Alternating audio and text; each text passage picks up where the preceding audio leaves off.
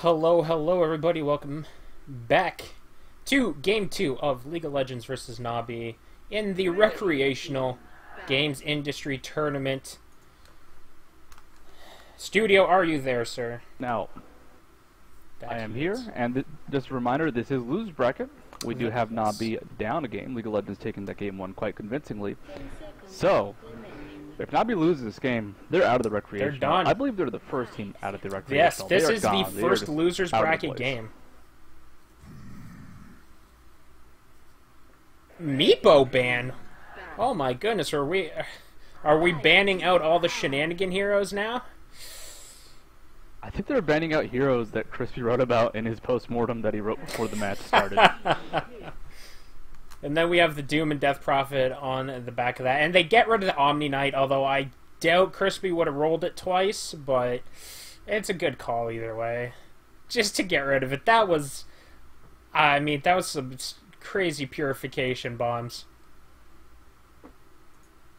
It's something that, A, they didn't know how to deal with, and B, they're scared of it now, which is great for League of Legends, because Omni Knight's not exactly a common pickup. It's not someone that you're going to see in every game. So it wastes one of their bans, and it means that Crispy just has more heroes available to him now. Exactly, yeah. I feel like it's a Jakiro or Phantom Assassin mid-game this time.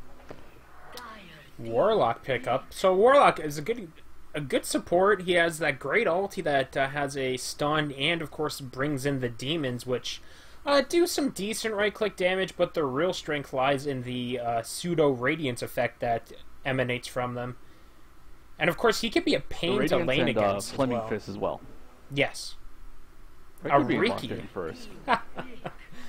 Oh, goodness. We have a Riki pickup. I don't... Now, alright.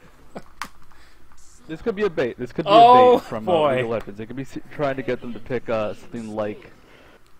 Ooh, okay. Night Stalker's actually a good pickup versus Riki. So a lot of people will pick Slaughter or Bounty Hunter versus Riki.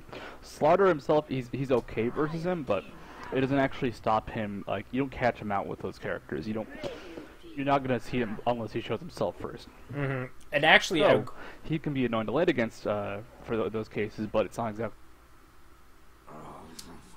a great character here. I don't know if you'll agree. Stealth. Oh, whoa, I dropped that. I think I dropped for a second. You did drop for a second. I thought you had stopped. My bad. No worries, my internet's kind of weird here. Alright, but what do you feel about a Bloodseeker here for Nabi? Because Bloodseeker is great against the Slark, as it'll prevent his ulti from going off should he get low enough. And it will reveal the Riki if Riki as well gets low enough. Earth Shaker. The problem I have with Bloodseeker is just that they have to lane him. Like, I don't know where they put him. You either put him Slardar as a works too. support, or you put him in mid, pretty much. Like, you can't put him as a hard carry role, and Right. so Suicide Lane is not good for him. Slardar is a good pickup So- though as well. Has his ultimate, which very low cast time. He can throw it on Slark, he can throw it on Riki, and that'll also give him vision on both of them.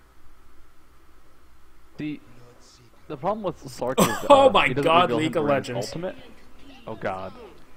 What are these picks? What are these This is picks? gonna be the most hilarious game.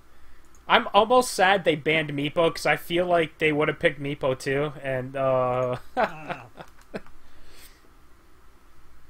gotta read the post-mortem, see if there's actually what they put down. But, like, so... There's a lot of melee from Nabi. there And is. that's scary. Okay, good, it's a range pickup.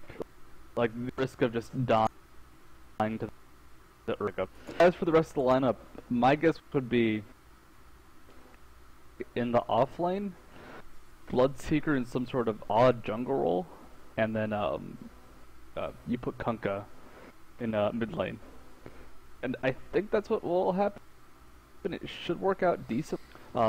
It can be hard to lock down a Slark as Slaughter, just because you can dispel both the stun and his amplify damage.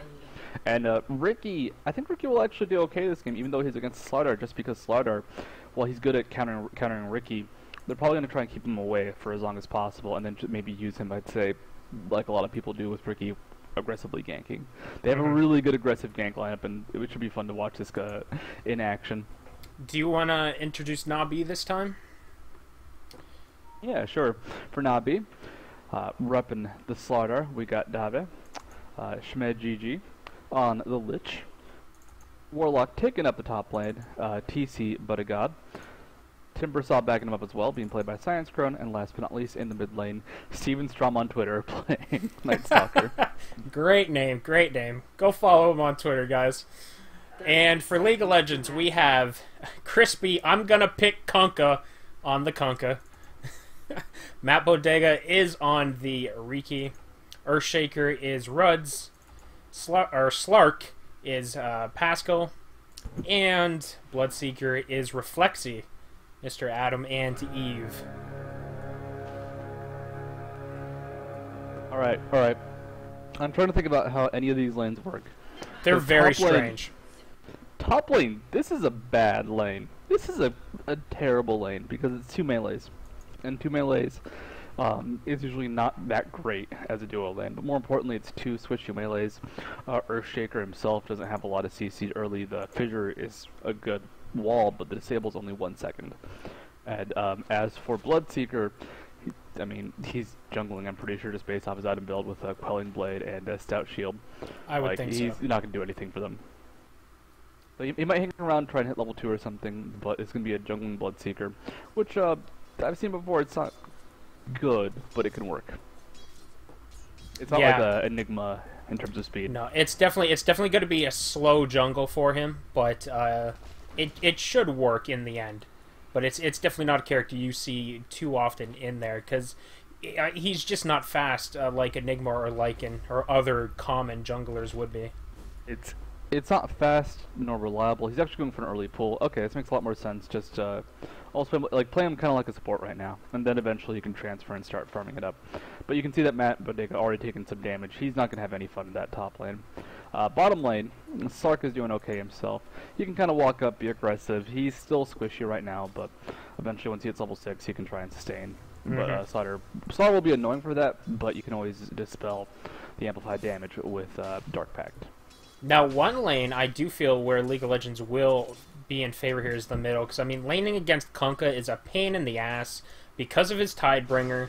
It's a cleave that just has ludicrous range on it, and as it levels up, it becomes available more and more often. So this Night Stalker is just going to be constantly taking chip damage from that cleave, and we could see he's already burned through 2 tangos to try to keep his health up. This kind of runs into the same problem as last time, where it kind of sucks. It's just, it's a bad mid versus Kunkka. It's a bad melee. Turns around, nukes a creep. That's gotta burn. A misclick on the creep. Not creepy, just burn himself. Yep. He is gonna walk away. He does have his bottle now as well, but the chip damage from this Kunkka's Tidebringer is just gonna increase as time goes on. And we could see Kunkka has 10 last hits, already has his bottle as well, so he is a little bit ahead of this Night Stalker right now. Yeah, Night Stalker went for an early bottle build, so he has... Oh no, not again. He did not need to farm as much. No Tidebringer up, so not going to go for the full kill. No. It wasn't available. But like you said, it's all chip damage, and Exactly. Night Stalker doesn't have a response to it. He spends too much mana with his nuke to really fight back that way, so this means that Kunkka can keep spamming out, keep just being aggressive, and because of the constant push from Tidebringer, he will have non-stop rune control. There's really nothing Night Stalker can do on his own. He needs a gank from another lane, but who ganks? You send... they don't have a good CC, they don't have a good stun. They have to go send Warlock from top to use upheaval, pretty much. Yeah. Nothing else has CC the only other choice I see would be Slardar, because he does have that stun, but Slardar's can be really hit or miss, because it is a very close range stun. And without the range stun, and he can land a Tidebringer or a non-Tidebringer torrent pretty easily if you expect Slardar to ride at him like that. Yeah, Slardar would need the blink for it to really be an effective initiate. Well, it doesn't sound right. Oh yeah, Slardar can gank the Kunkka mid lane with all of Night Stalker. That doesn't sound appropriate. Now, what do you feel about if this game goes late? Because one thing, if we take a look at the team makeup, Na'Vi has a very tanky team if this goes long enough. Like Slardar, Night Stalker, and Timbersaw are all characters who are very commonly in the several thousand health range. With League of Legends having pretty squishy characters, however, a much higher damage output. I'm kind of curious to see how it'll go if it lasts long enough. Top lane, you can see Reflexy actually taken down quite low. Oh, Setting we it back have a with gank coming up potion. top, though. Kunkka coming in. Oh, they walk by the Warlock. Oh, the Earthshaker does get the stun down. Oh, this Warlock is in a bad spot as he's trapped behind the Earthshaker stun. The Earthshaker wall, rather. He's just doing some jukes around the tree, but he does eventually go down. Timbersaw is going to walk away. They do get a kill, but I believe, was that 4? That 4 came top for that. They only got 1 kill. They were clearly hoping to get the other, but Slark, sorry, down bottom is getting beat up by Slardar, and he does go down for a 1. So a 1-for-1 trade, actually not that bad in the grand scheme of things. I think that was a last-second bash as well from yeah, it looked Dave like it. onto that poor Slark. Like, yeah, so he was able to dispel the stun from Slardar, but all they really needed at that point was damage to secure that kill onto Slark. And that gank top lane, that was what they had to do. They could not go for Science Grown because at that point they're really relying on a Lucky Torrent to interrupt his Timber Chain. And that's not reliable, that's not consistent. He's low on mana now, so if he Timber Chains and he's still in range, they can go for a kill. But until they, force an opening like that, where he's out of mana, where he's unable to do anything, it's just not going to work out. Bottom lane, you can see Slark actually behind the tower, just trying to pick up some experience, get some farm. He really wants that 6. I mean, Slark, as soon as he gets 6, Slark can make magic happen. But until then, he's just a very squishy fish. If Slark was level 6, he would not have died. Exactly. Yeah. Tank. Like, Slardar will get level 6, he'll do more damage. It's annoying, but because of Dark Pact, Slark will be fine. Like, he will actually survive. He will sustain quite effectively once he hits that level 6. And he's so close. It's about a creep wave away. And real quick, I just want to point out, Slark's damage right now, very interesting. 6/6 plus 6. Just a great coincidence there. Don't know what this foretells for the future for Slark, but I think Slark has, on the side of Slark has one of the worst stat growths of the game. He's not the worst, but it's close to it, and that's because his passive, the Essence Shift, ends up giving him so much agility that it's there to make up for that. But, like right now, 1.5 agility per level, he's getting 1 or 2 damage when he levels up, and that's just so absolutely terrible. Yeah, for those... bottom lane, we can see... Oh, yeah, we got Initiate on Slark, but he does jump away. Kunkka throws up the Torrent anyway, but it misses. A defensive Torrent.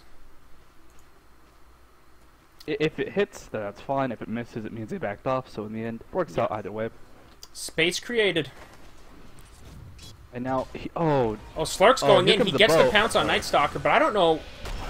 He does have his ulti. The ulti goes off. That's true invis. No one can see him right now, but he can be hit. He comes out of it. He gets some health back from it. We have a boat, but the boat's gonna... Oh, it's gonna hit! Wow, Lich walked into it. Slark is taking a beating from Night Stalker. Kunkka is trying to help him. Oh, a body block, but it's not gonna work. Night Stalker manages to get him, and he's gonna get away. Is he? Is he? There's he's got a haste. I don't know if he can get away. He's got a... He goes down to the Tidebringer Cleave. Oh, that Tidebringer Cleave is such a pain in the ass. Literally, in that case, a pain in the ass, hit him in the butt. Yep. And that is just that massive rage Tidebringer doing work there. And at max... So that was a good example of, like, actually a really bad situation for Kunkka to fight him. In terms of lining a Torrent, but it was a drawn-out fight. He got lots of Tidebringer procs off as well.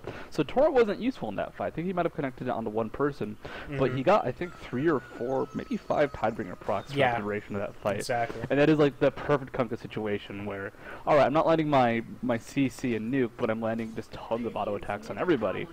That works out well for him just because of how much damage that actually deals. It's an extra 60 damage per Tidebringer. Yeah, and it's at max level, so it's every 4 seconds now. So that thing is going off several times during a team fight. Oh, we have Bloodseeker and Night Stalker. Yeah, walking by each other, but nothing going to come of it. Night Stalker actually going top. Are they going to try to do something here to this Riki? Who is, in fact, not 6 yet, so he cannot disappear. Although, he needs one more creep. Yeah, he's very close. Oh, I'll see. I don't think he'll die to that. He'll be close though. He'll take him down quite low. And there's level 6. And there, okay, so he'll disappear off the map. However, No, that's right. Bloodseeker is on League's team, so they still can't see that. Yeah, that Radiance- 25% threshold only applies to the enemy team. Yeah, and Radiant's mid tower does go down. No one was really there to stop it. Everyone currently top with one in each of the other lanes. Sark got aggressive in the bot lane, gets hit by the stun, but he took an auto attack with amplified damage still on him, so he's just taking a lot of damage now. He does have his... Just actually leaps away.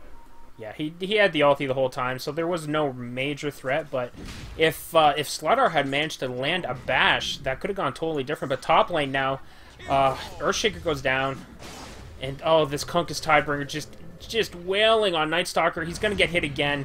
The tower plus another Tidebringer goes off, gets the kill. Oh, the torrent, the torrent! And the Bloodseeker ulti is active, but he's not moving, so that's not going to kill him, but it doesn't matter. He's surrounded by 3 characters now. And there goes Timbersaw. Now, Timbersaw has a lot of problems versus Bloodseeker. Because Yes. Bloodseeker applies the ultimate, you try and Timber Chain away, you can take way too much damage. I was just going to ask that, yes. So the ulti does apply to his Timber Chain movement. I believe so, but there's also an extra factor, which is he has silence as well, and that silence is amazing at shutting down Timbersaw. So you have 2 ways to really kind of shut down that Timbersaw in fights. Yeah. Yeah, Timbersaw relies on the chain a lot. For those that don't know, Timbersaw has a chain, and he can hook to trees near him.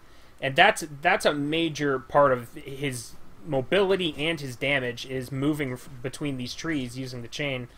So if you silence him, he basically can only whack you with his chainsaw, and that's about it. I didn't even catch that at all. Was that middle? Oh, that was a double damage Kunkka. Yeah, a DD on Kunkka is not fun. That Lich would have melted. Yep.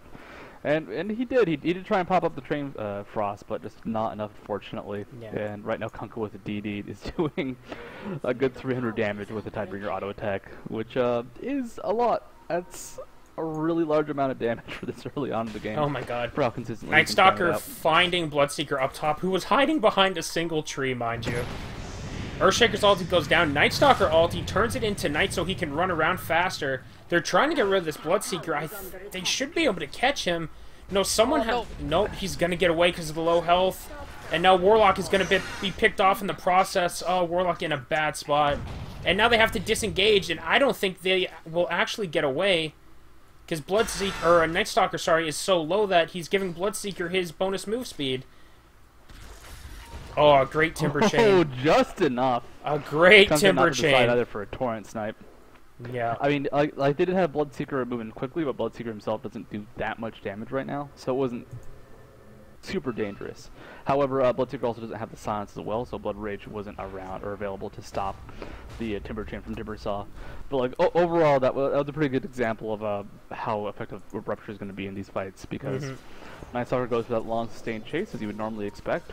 That actually gave Reflexy his escape. By trying to chase him down, it just gave him extra move speed and let him run away. Real quick, if we take a look at the graphs real quick, 4,000 plus XP. Wait, check out Crispy, because this is goofy. Boy. This is real goofy. Oh boy, what do we got? To walk through Lich, and he'll just walk away. He's gonna walk it off. And I mean, a Kunkka kill rate now would be just golden for Na'Vi if they could get it. But he's just gonna walk it off. Live to fight another day. The only kill that would be golden for Na'Vi is if they kill the golden Doomling that League of Legends currently has in their base. Oh, we got a boat. We have a... Is it going to hit? No, it misses everyone, but it doesn't matter. Timbersaw's still going to go down. And look at these cleaves. Look at these cleaves. Oh my goodness. Warlock just gets picked off while trying to teleport. And now Kunkka's just running down with the haste rune, which... That's like the 4th one Kunkka has had this game. He X marks it, so that means Night Stalker's going to come back. He does. The Torrent was a little off time, so it didn't stun him. We have a Lich ulti coming. That's not going to really phase Kunkka a whole lot. However, I think as long as it stays in Night Stalker's nighttime, he's going to walk it off. Like Night Stalker survives, that's great, but it costs him Lich, it costs him Chain Frost as well, which is an incredibly long cooldown this early on in the game. Crispy only has, I believe, okay, he does have Reg 2, X marks the spot now, so just a little bit off on the Torrent, but it's also hard to time versus Night Stalker, who is just so damn fast. And if we take a look at his items, he's about to have a Battle Fury, so if you thought the Tidebringer cleave was annoying, he's going to be doing some more cleaving very shortly. Yeah, so Kunkka is a non-hero. You can really build him defensively. You can go for Shadow Blade, and then you start building the aggressive items. You go for Blinker as well. But when you're able to go straight Battle Fury, it's amazing. His early game burst is even better than it currently is. And actually now Dabe gonna walk out, almost picks up the kill under Brad. Brad trying to walk away. One more attack will do it. Does pick it up, but down goes Dabe in response. So they're able to go. And while that's happening, we have some action going on middle. They jumped on Night Stalker, but they actually were able to turn it around. And we just had a disconnect. Brad actually disconnected. Was he? No, he was not disconnected during that fight. No. I think that was a disconnect of shame. For dying in the gank he initiated. Yeah. So how are we feeling about this game? I mean, League of Legends looks like they've got this again, but is there anything Nabi can do right now to turn this around? Well, they gotta drop the rock. Chaotic Offering might be what it takes to save a game. Have we even seen one yet? Fight. No, we have not. And their team fight is not really that great right now, just because Kunkka is level 13, so the Ghost Ship is dealing 400 or 500 damage. Actually, I think Ghost Ship Torrent might kill Warlock on its own. Now he needs an extra Tidebringer as well. But like their team fight will just get shredded if they fight into a Kunkka ship. So they have to kind of maneuver around him, but they don't really have a lot of CC to do that. They have the silence from Night Stalker, but that's going to be hard for them to actually position. And they do have a blink now from Slardar, so that's going to be what it takes. They have to blink in with Slardar, and then just try and burst down Kunkka before he can get his ultimate off. His ultimate and torrent combo off. Like he cannot survive for more than 5 seconds, or the fight's lost. Yeah. Yeah, I mean, if they can get that Kunkka down, and then if we can see a great Chaotic Offering, get that stun, get the demons loose on the field, and if they can land a good stun on 3 to 4 people and follow it up with a good Chain Frost, they can definitely do some damage there. But as you mentioned, I mean, the Kunkka is pretty well target number 1 because he's just been tearing through them, and it shows. I mean, you look at his level; he's level 13. You look at his net worth; it's several thousand ahead of everyone else. He's got his Battle Fury, he's got Phase Boots, he's still holding on to the bottle. I mean, what do you see? Knowing Crispy, I see him going something silly, like Divine Rapier or some other, like, really strong item. In a normal... I would see it, except this is Loser's Bracket. Right. I think that might be it. That might be the reason he plays it super seriously. And, like, there are a lot of problems right now for Nabi. Look, do you have net worth open? I do have net worth open right now. Yeah. Because look at the gold on Night Stalker. Night Stalker finished Phase Boots. Night Stalker has 3,000 gold right now. That is absolutely terrible. He's under 200 GPM in terms of net worth. And that is, like, they need more gold. They need more cash, more money to support anything on their team right now. I mean, and let's remember, this was Night Stalker mid. And he is the 4th lowest on the net worth. So that, I mean, he's had a just tremendously bad game, unfortunately for him. It's like, alright, Slardar and Timbersaw are beating, you know, Bloodseeker and Ricky. I don't know how Bloodseeker has that much money. Actually, he's doing a lot in terms of kills, so maybe that's it. Actually, I guess it's jungle farm, it seems. But, like, really, Night Stalker needs... He doesn't transition well out of his kind of ganky role. And, like, what's he going to offer mid to late game right now? At this rate, just the Void Nuke and the Silence from Crippling Fear. You really need to kind of build something. Either go for utility, you know, maybe get the Aghanim Scepter, get a lot of good vision at night, or you go for something like more of a carry-ish or assassin build like a Dagon or Armlet into aggressive auto attacks. Torrent in the mid. Torrent in mid. I don't see the boat following it up. Oh, there's a Chaotic Offering. Oh, they might be able to finally get Crispy down. They are throwing everything. The boat comes in to try to get something done. It doesn't do much, but we do have the Earthshaker ulti on top. No deaths yet. Bloodseeker tosses his ulti on Night Stalker. That's going to be a kill for him. Everyone else is trying to get away. Earthshaker has barely any health. Slardar finally gets Kunkka. Kunkka falls 16 minutes 1200 into the gold. match, and 1,200 gold goes to Slardar for getting that. That is surely, I mean, that's a great thing for him. Yeah. But what did it cost them? It cost them the Chaotic Offering, it cost them the Night Stalker's life as well. It was not an easy kill for them to pick up, and it could have No. gone a whole lot worse. Like, if could've. Wicket jumped to the fight, it might have been enough there. And that was also Crispy running into that fight by himself. Yeah. So But- who knows how this will go. I'm- Bloodseeker does pick up poor Lich. Oh, that poor Lich, yeah. And look at that cute little Really, that Doom poor Lich. courier. That 1600 gold, poor Lich. But I mean, at this point, I feel like going for that Kunkka is probably worth it. Like, they need to get some Yes, kills, yes. and they need to get some gold on their team. It was a lot to do it, but 100% I think they should have gone for it. They had to commit to that fight, but still, you can tell it's a lot of effort for them to pick up Yeah. kills like that. But And that was almost the kill on a silver platter for them. Yeah. Like, If- it I was mean, the Kunkka running into their team. if they pull it off one or two more times, though, we might see this game start to turn around for them. And actually, Bloodseeker getting caught out in the jungle by Timbersaw. Timbersaw can't chase right now because of the Bloodseeker ulti, but the Saw goes back out, and they're going to have to let it go. So close. But then up top, it looks like Riki and Slart got the jump on Slardar and took him down instead. Back bottom, they're going to reinitiate. Oh, Kunkka just shredding Timbersaw with the cleave. Another Lich ulti, but it's not going to do anything. There's no one there for it to bounce between. And Kunkka's taking some damage from the Warlock. Earthshaker splits the team up. Needs to be careful, though, because Kunkka isn't coming back to support. And they're just going to finally let that go. But Timbersaw and Slardar both get taken down on Na'Vi. I really like how that fissure worked out. Brad stuns, then runs in, like, wait, my team's not here, walks right on out. But Whoops. Looks like all my bros left me. I'm going to casually walk away I'll now. just go ahead. Yeah, let's not commit to this. But you know, they're gonna kill Matt Bodega most likely. Like, he's low, he's hit by the amplified damage. This is one more kill, and you see one more auto tech. There we go. The blind doesn't do a whole lot. Miss chance is high, but not 100%.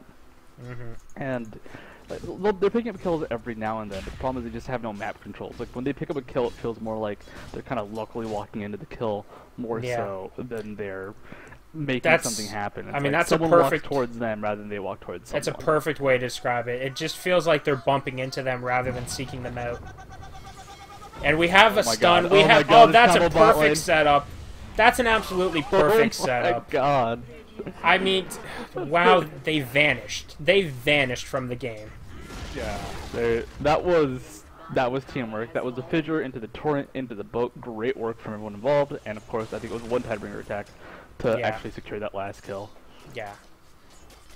I mean, Nabi's kind of Kunkka going screwed. for a blink? Oh my, we are looking at a very aggressive Kunkka, but again, I'm not surprised. It's not super common. You usually see a Shadow Blade instead, Yeah. at least for kind of a mid Kunkka. But it still does the same thing. It gets them out of bad situations. It lets them set up some really We good have an situations. X, we have a torrent, but it's off, and Ooh. Slaughter has the blink anyways. He gets out of it, thankfully. Probably would have was a got really good picked blink. off. Yeah, if he didn't do that, he probably would have got picked, so... Oh, here we go. The nighttime ulti from Night Stalker goes off. They're going to try to get this Earthshaker. There's the Chaotic Offering, but it only hits one person, and they stand in the boat, taking a ton of damage, getting stunned, and Kunkka just going to town. Slark is behind the tower, mopping up anyone who tried to run, and this Slardar is just fleeing for his life at this point, and the X marks the spot, brings him back! Oh my goodness! That was actually really odd as well, because the X marks the spot on my screen. Like, it didn't show up there. He blinked as it was cast and was showing him going back towards the creep camp. But they pick up the kill, they pick up the tower, and this is pretty much over. Like, Yeah.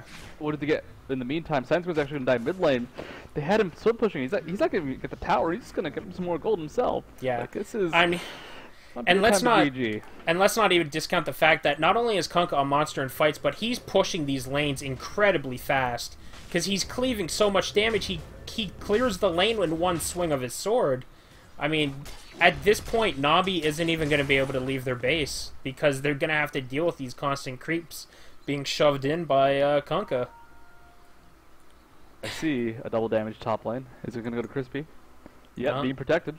Yeah, it's And they know, Slark is waiting. they know there is no vision on that too. Oh no, because it's Slark's gonna passive. grab it. Aw.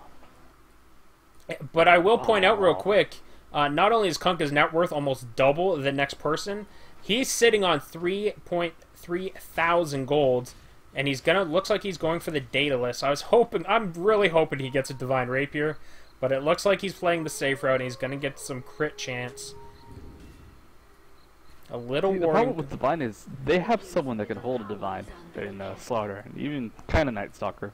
So going for Divine Rapier is actually scary. Like if there was not a good Divine target, Oh, it could a work blink out. on the Slark, into the pounce, leashes Lich, and Lich just disappears. Slardar's there, but I don't think this is a fight they want to pick. And now Kunk is here, so it's really not a fight you want to be in. Everyone get out. People are just melting. The Kunkka boat hits up here. I mean, the damage is just ridiculous.